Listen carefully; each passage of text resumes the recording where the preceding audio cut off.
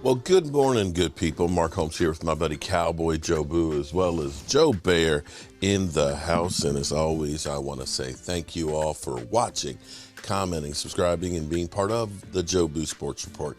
Without you guys, as well as you ladies, you know that this literally does not work. So let's get open for business here and let's wake up the football gods. It's another early Tuesday morning, and I hope all your taco dreams come true. I'm going to be heading back down to the Red Brick House. You know, I've missed that place. Man, do I miss that place. And we've got to get back into gear and rolling. You know, it's just never enough time in life to do everything that you want to do. So pretty much the team is built. The Cowboys have gone through pretty much a youth movement. We don't have the final statistics on the youngest rosters in the NFL, but I'm betting that the Cowboys are still one of those youngest teams. Last year was a very young team.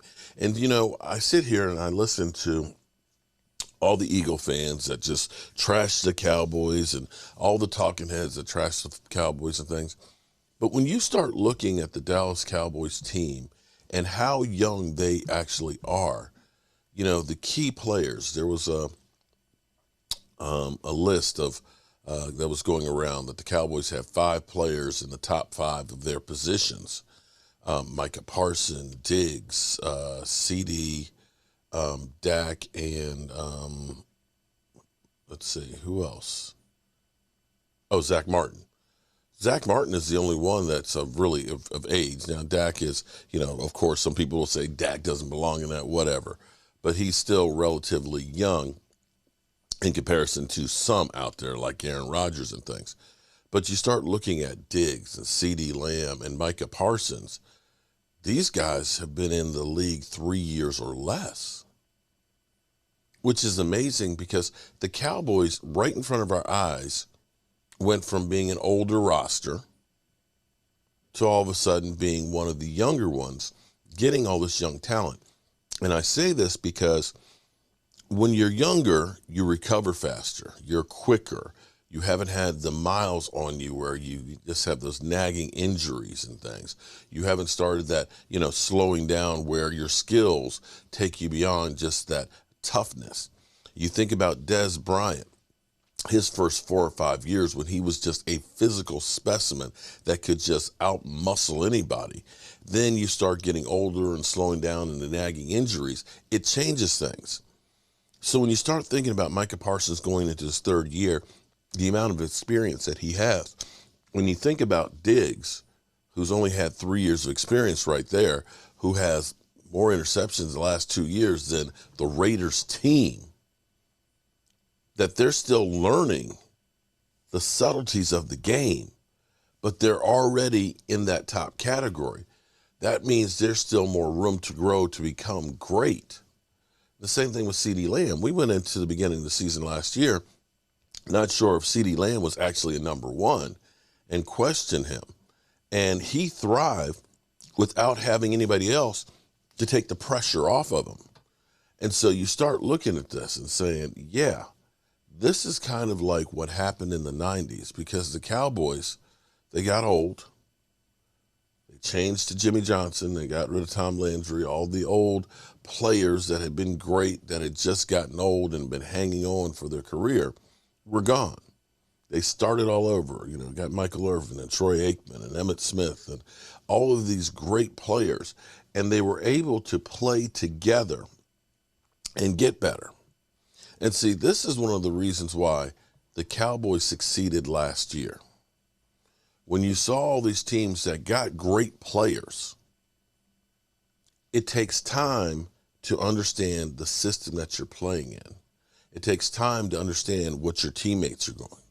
You know, when you've played with somebody a couple of years, you understand the philosophy. You understand what they're doing. You've been playing next to this guy. You can have a little flinch just like that over to that guy, and he understands and knows exactly what you mean. You may see something in there that's like, okay, if we, you know, we can stop this play. Here's what's coming. When you get a whole bunch of free agents, now, again, the Eagles are, you know, the exception to the rule where they just kept bringing in player after player, great players, and they meshed it well really well. But you looked at so many teams last year that did bring in great players. You know, I don't expect Russell Wilson to be as bad as he was last year, but he had been comfortable in a system for so long that now he's coming with new guys and things, and now he's got to learn that system and get used to the subtleties of these players and things, that it takes time to get together. And this may be the secret sauce of last year's success. We didn't go out and get a whole bunch of players, but the players that we had understood what the philosophy was and working together, which gave them a bit of advantage against some other teams. And with the Cowboys doing the same thing as last year, but now adding a few more pieces in a Stephon Gilmore, who is definitely an improvement, as well as a Brandon Cooks, is going to make this team that much better. And, you know, I listened to this clip here this morning from Get Up where they're talking about Mike McCarthy calling plays. What I will say, more than anything else, that you read from the Dallas Cowboys is an excitement from the players. You can feel it when you see an interview, the smile on their face, the excitement, the joy, you know, that chomping at the bit and wanting to get out there. It feels like a different vibe than what you got when Kellen Moore was the play caller. Let's listen in this morning on this clip before I get ready to get out of here, because it is actually a really good clip. You know, of course, it's the typical Dak Prescott, you know, the turnover machine, and, you know, Mike McCarthy, the game has left him by. You know, I talked about how Andy Reid, the perception of him his last 3 years in Philadelphia were. You know, you have to remember, the Eagles went all in. They went out and they got, you know, players after players. They were the dream team, which got away from what Andy Reid had always done, which was building the team through the draft and so on.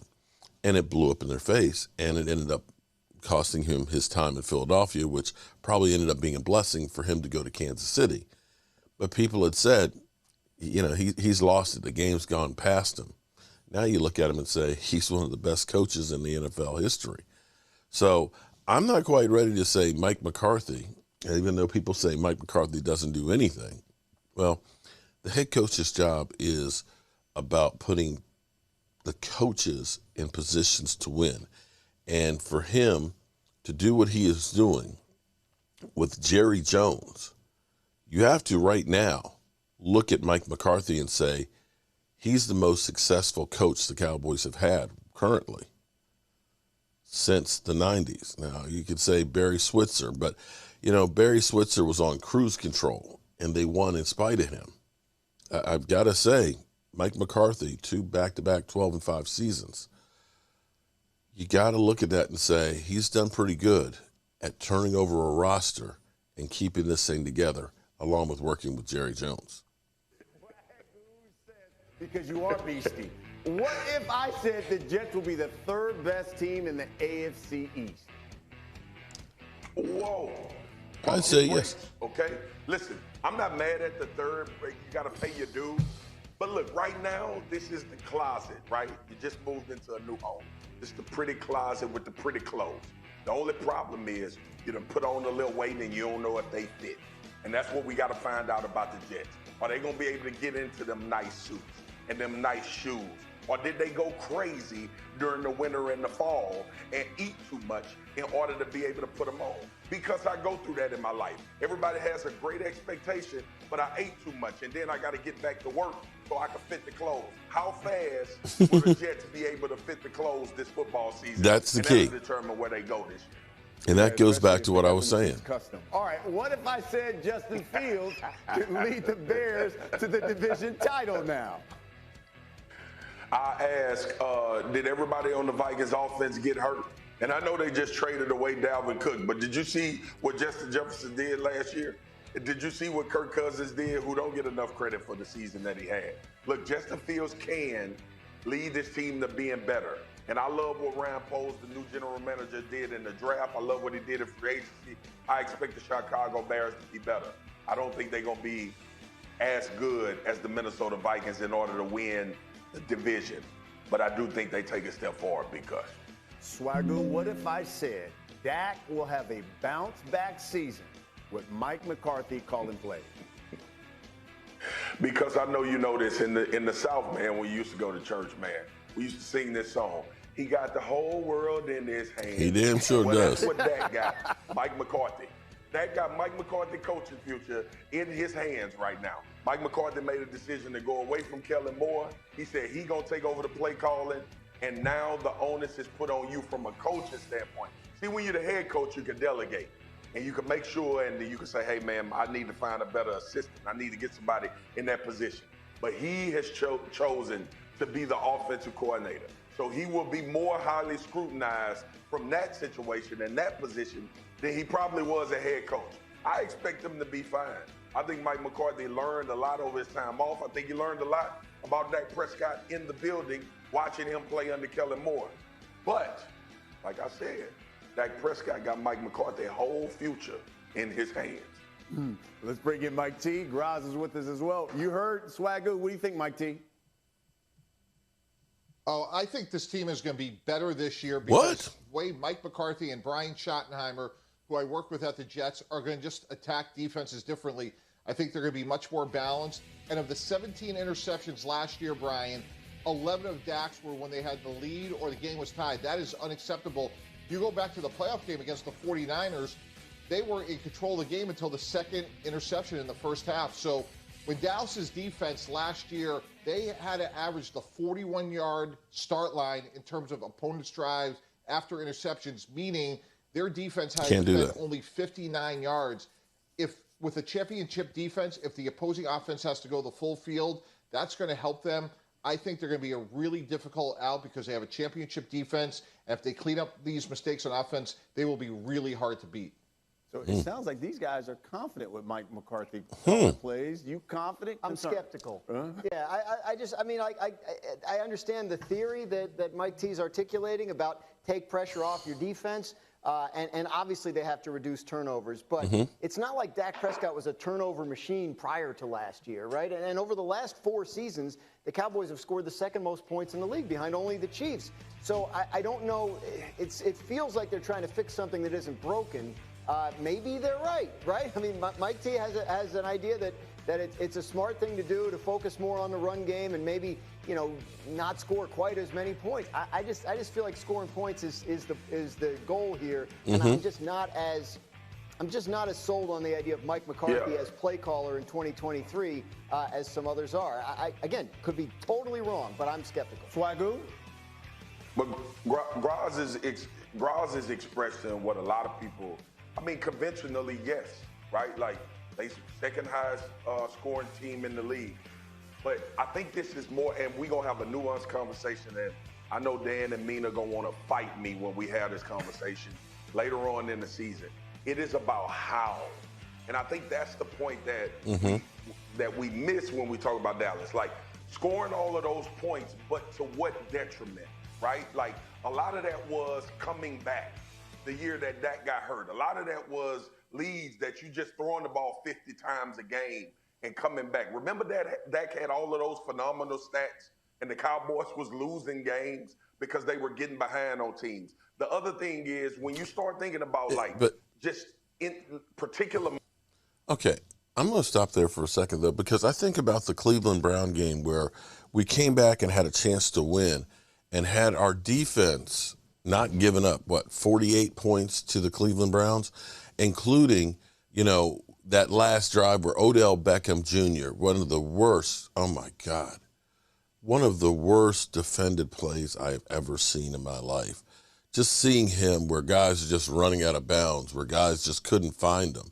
It was like the Keystone Cops, and that's an old man reference. I know most of you don't have any clue on that one. But you're going to blame Dak on that game like that where we did score a lot of points that were meaningful to people say, oh, it's garbage time. You were still within one score, and had the defense stopped them, I guarantee the Cowboys score and win that game. So you're going to hold that against them in 2020? Really? When we had historically the worst defense in the history of the Dallas Cowboys? Come on, man. Moments. And this is by no means saying, I don't know if Mike McCarthy is going to be a better solution to what they do offensively. I think it'll be a little bit more of a controlled environment. Last year against the Jacksonville Jaguars, Dallas Cowboys have the lead. They give it away because of interceptions.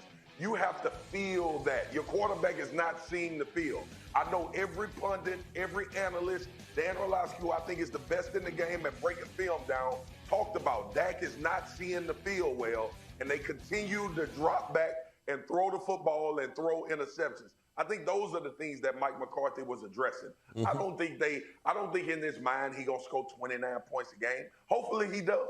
But I think in his mind he's saying, when we have opportunities to be dominant at the line of scrimmage and run the football, and when we play complementary football, that may bode well better for our team than trying to go out and average 30, 35 points a game. Yeah, it's great to do that, but ultimately that may not be how your team is built best. But they got worse at running back. Brian. That's the other problem. Like, if you want to run the ball, actually, I mean, you don't think? Yeah, I don't think Ezekiel Elliott. I don't think they're worse. Ronald Jones is a downgrade. Listen, man. I know this is about to be blasphemy because I love Zeke Elliott. I don't know if Zeke's health declining lends itself to it being less of a unit with Tony Pollard and Jones. I think Jones is a really solid 2, though. Like, I like that kid when he was in Tampa a lot. I ain't going to get in there. We got a lot of football coming. Yeah. Mike T, give me a final word. A significant downgrade. Give me a final word, Mike T. I think context is everything. I think the Cowboys beat the 49ers in the playoffs last year. If the 49ers offense had a score on the Cowboy defense, Dak Prescott interceptions, especially in the first hand, changed that game. And I think that was a big factor in how they approached this offseason. Okay. That's fair. That's fair. You can't turn the football over. You know, the thing is so funny to me, and I know Dak did have a lot of interceptions last year. I still kind of say you have to put an asterisk in there because it's not like you go through Dak Prescott's career and every year he is a turnover guy. You can look at Daniel Jones, and I know Rashid would get pissed off, but going into the season, I think he had 50 TDs with 49 turnovers. You could look at that and say, yeah, there's something there every single year. This past year, there was something that kind of happened, with Dak Prescott. He lost Amari Cooper, and you had a Noah Brown and a injured Michael Gallup as 2 of your starting receivers. And you broke your thumb. You broke your thumb. You had a flicking plate holding your thumb together. You have to put some of those in there and put an asterisk on there because he has not throughout his career been that guy that turns the ball over a lot. In fact, it's one of the things that his mother taught him. Hey, you do not turn over the football. But Eli Manning had 27 in a season. Peyton Manning had 29 in a season. Brett Favre had 29 in a season. It's not like this is an NFL record. Hell, Jameis Winston had 30 touchdown passes and 30 interceptions. This whole narrative now that Dak Prescott is just a turnover machine goes back to the whole thing of now, well, he's scoring a whole lot of points and airing the ball out. Before it used to be he's a dink and dunker. No matter what happens, they're always going to find some reason to say, here's the thing with Dak Prescott. But then you look at Josh Allen, whose team lost the same weekend that the Dallas Cowboys did, who led this league in turnovers. I guess fumbles don't count anymore, huh? It's on the cover of Madden. So that's what it's like when you're the quarterback of the Dallas Cowboys. Let me say from the bottom of my heart, as always, I appreciate you guys. And we're going to hit the road, and I'll see you there. Our coach here, and as always, I want to thank you all for watching, commenting, subscribing, and being part of the Joe Sports Report.